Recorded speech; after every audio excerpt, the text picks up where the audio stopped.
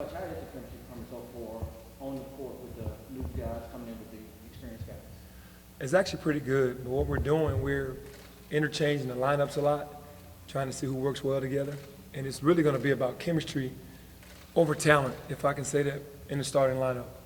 It might not be our best five as far as talent, but it's going to be the best team chemistry in the starting five. In terms of the rotation, I guess, how big of an evaluation point is Sunday's game going to be for you all? I think from the standpoint of execution on offense, what we've been really working on, our defensive principles in our shell defense, it's going to be one of those games where we're going to really be judging really hard because we challenge the guys to be able to carry over what we teach. And we've been talking about it every day. We've been watching film every day.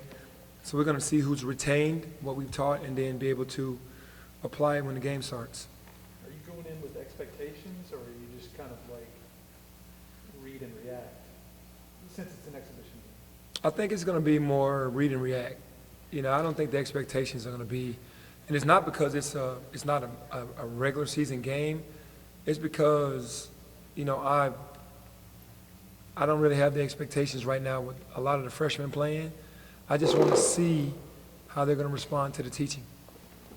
So when we look at the rotation Sunday, will we be able to see this is what it's going to look like, or are you figuring out what it's going to look like? I think I'm still figuring it out. I don't think we've gotten to the point of figuring out exactly which lineup works the best yet, because we just started really thinking about a lineup yesterday, and it's going to change today.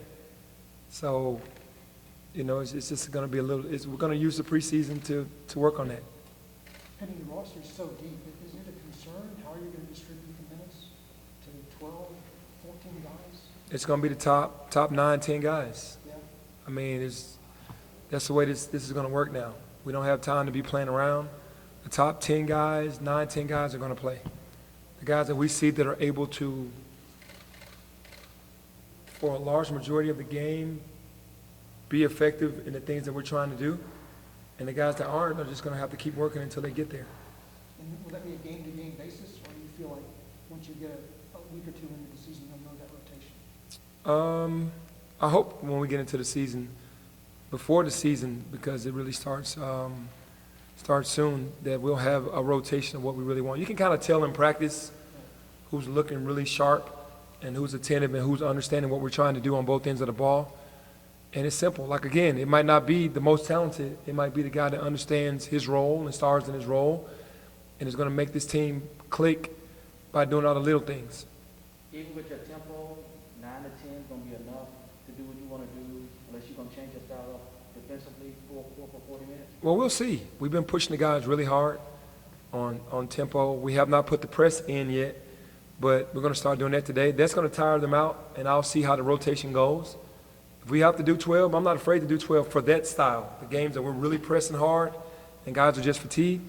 But for the most part, I think that 10 can handle that. Are you expecting to have everybody available on Sunday? Yes, I am expecting to have everybody on Sunday. And how important is it to you, because you schedule a lot of HBCUs, not this year, but years past, and more schools are beginning to do it. How important is it to you to have that on your resume? It's very important because, first of all, I love the HBCUs. You know, I love what they stand for. I have a lot of friends and family that have gone to the HBCUs.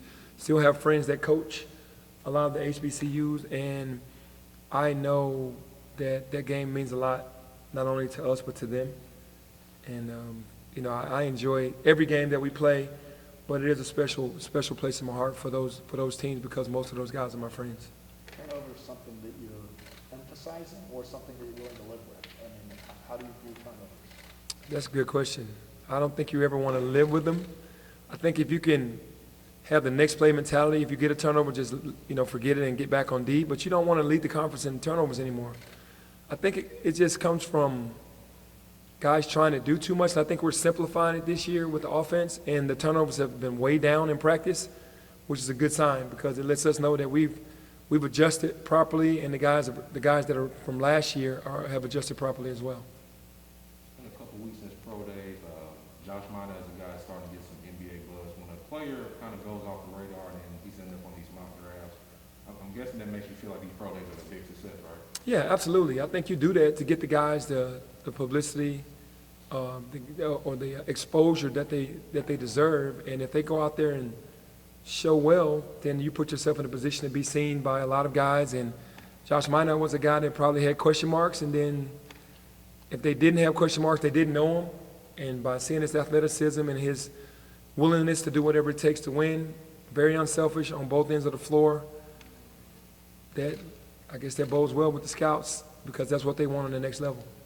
What was your reaction to his last dunk at Madness, the one that kind of... Josh is, I don't know, he surprises me, the things that he can do. Because, I never saw Josh live. We recruited him through Zoom, kind of, you know what I mean? And obviously you saw some video, but it did him no justice when he finally got here and I saw his athleticism. So seeing him every day, I wasn't shocked, but to see he's really quiet. So to see the things that he tried in the dunk contest I was happy to see that because I was kind of trying to pump him up all day. Where will he, what role do you see for him? Is he going to be like a big guard, or is he going to be somebody you use? He's going to be all over, Yeah. all over. Big guard, small forward, power forward. He's a guy that has to learn 2 or 3 different positions. And I know that's tough for a freshman, but that's his talent level. Hey, Penny, other than the big two and your guys returning, who stood out so far in the preseason workouts? I think really Jaden. Jaden has done an excellent job, and he's my son, but I've been really hard on him to do well. He's come in, and I think unanimously the staff and the players would say he's most improved and a guy that's willing to show that he's ready. That's first and foremost, and then after that, John Camden has really been doing really well. Jonathan Lawson just being a basketball player, and of course Josh. He's a guy that's showing the athleticism on both ends of the floor. And does Amani remind you at all of yourself, his stage of development? I think in some ways, at 17, man, there was a lot of pressure it's a lot more pressure on him than it was on me. I mean, I was highly touted, but as far as the game, he's more of a Kevin Durant style player, but he does do certain things like I did, but just, 2 17-year-olds that were playing at the height of our games. And, but yeah, there's in some cases for sure. How about his, above the shoulders? He has a high IQ. He's a guy that understands the games. He makes adjustments. He's very coachable, and he just wants to win. So in similarities in that case, then, we both just wanted to do whatever it took for us to win. They didn't play last season. They got a new coach. I guess how you guys been approaching preparing for Lamar on Sunday? Well, we know that they have Vonzie Wells as the head coach and Coach Lionel Hollis as an assistant, so that's pretty major. I think that's awesome as well. Obviously I know both guys, and we know that team is going to be well prepared. Well, they're not as deep as we are and most talented, but they're going to compete and they're going to execute. So it's going to give us a great test on for the very first game for sure. Not playing against one another, but playing against someone else. Hey, Jalen Durham has been compared to Joey Dorsey. He always had the body that Joey has as a senior. So you think he can exceed not his talent level because he's come in highly rated. You think he can achieve the success that he had while he played in Memphis? Joey was awesome. I'm a huge Joey Dorsey fan, but Jalen is like he kind of is able to do more offensively for us than Joey was asked to do. Joey just was catching lobs, finishing dunks, and playing great defense and rebounding and being the enforcer. Jalen would be all of that for us, but he could pull out to 3-point range and shoot threes. That's something that Cal never allowed Joey to do. But for us, Jalen, he probably won't shoot many, but he has the ability to do that, and he's an unbelievable passer. We'll put the ball in his hands a lot where he has to make decisions, and he's been making great decisions as a freshman. So I think that everybody will see his overall game, but that's a great comparison to him and Joey because both those guys are they're enforcers on both ends. Do you have an idea today of what percentage of Imani's minutes are going to be at the one and what, how that's going to shake out? I can't say. In the beginning, I would have said a majority of his minutes are going to be at the one, but here lately, he's kind of been drifting more over to the two, like playing some one, doing both.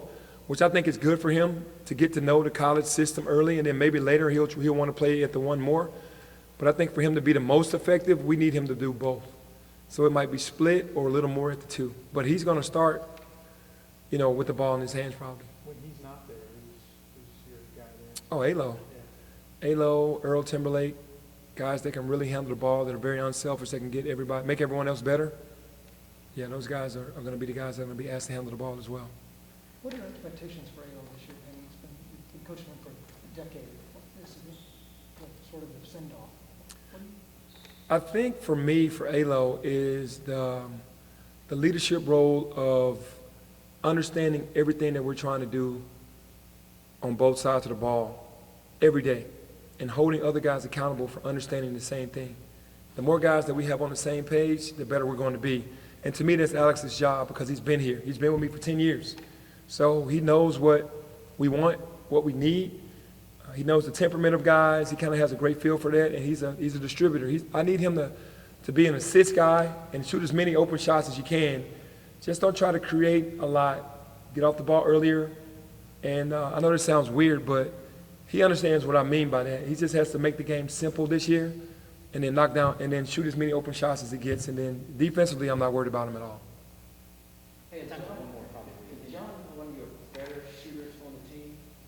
And can you see him in a Paxton type role, just come in and shoot the three? You know what's so weird? This year, out of all years, man, this is the best shooting team I've seen in a while. Like with Landers, Tyler, Lester, Jaden, John, to just say, and then you have DeAndre who shot 46% from behind the line. Josh Minot can shoot them, but really good shooters. John is up there with those guys for sure. And he is someone that if we want to stretch the defense out and get that spacing, that he would need to be accounted for on the floor. And he's showing it every day.